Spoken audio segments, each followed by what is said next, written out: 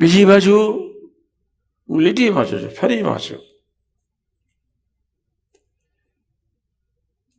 જ્યાં સુધી બીજાનું જોવાનું મન થાય.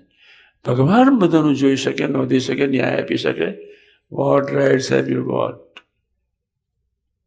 તમને એવો કયો અધિકાર છે બીજાનું ક્રિયા તમે જુઓ ને નોંધો ને વિચારો? છોડજો, એ તો સત્સંગની શરૂઆત નહીં થાય, જિંદગી અફળ જશે. સત્સંગ જ્યાં સુધી બીજા તરફ નજર છે, જોવાની, બોલવાની, વિચારવાની, ત્યાં સુધી તમારી બાહ્ય દ્રષ્ટિ છે. અને જ્યાં સુધી બીજાની ટીકા કરવામાં મંડી પડીએ છે, ત્યાં સુધી તમે ભગવાનને બાયપાસ કરો છો. પ્રભુ સર્વેના ધની છે. તમે બીજા તરફ નજર રાખીને તમારા આત્માની પત્તર શા માટે રખડો છો? પ્રભુને જોવાનો અધિકાર છે.